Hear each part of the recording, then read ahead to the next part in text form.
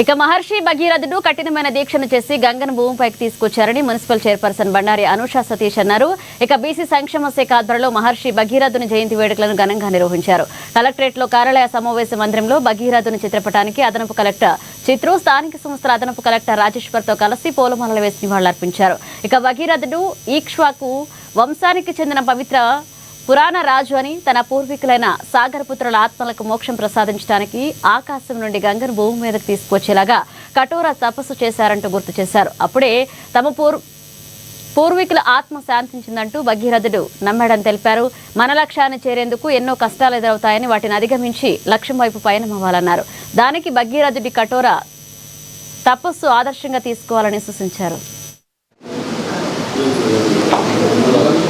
మనం ఏదైనా కూడా ఇందాక చెప్పారు, భగీరథ ప్రయత్నం అంటూ ఉంటాం. మనకు ఒక నానుడి అంటే ఆయన ఏ విధంగా కష్టపడి ఒక కార్యాన్ని సాధించాడో అది మనం స్థిరపడ్డదంటే ఆ రకమైన కష్టాలు కూర్చుకుంటే మరియు అదేవిధంగా సమస్యలకు ఎదురేగి కష్టపడితే ఖచ్చితంగా మనము ముందుకు వెళ్తాం, విజయం సాధిస్తామనేది ఆయన జీవితం ఇచ్చినటువంటి సందేశం. ఆయన ముందుగా గంగను ప్రసన్నం చేసుకోవడం, తర్వాత మరి నేను వచ్చి భూమిపై స్పీడ్తో దొరికినప్పుడు భూమాకు తక్కువలేదు, దాన్ని ఆపగలిగే శక్తి పరమశివుడికే ఉందంటే మన పరమశివుడిని దర్శనం చేసుకోవడం.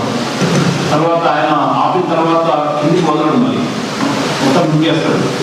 అప్పుడు మళ్ళీ ఒకసారి ప్రసన్నం చేసుకొని కిందికి వదలడం, ఆ తర్వాత తీసుకెళ్తుంటే అది జాహ్నగర్ ఆశ్రమాన్ని మొత్తం ముంచెత్తడం, మళ్ళీ ఆయన దాన్ని మింగేయడం, ఈనాడు ప్రసన్నం చేసుకోవడం, ఇలా అనేకమైన కష్టాలు పడి ఆ యొక్క లక్ష్యాన్ని ఆయన నెరవేర్చారు. కాబట్టి మనం దాన్ని అందుకే భగీరథ ప్రయత్నం అని పేరు పెట్టాం.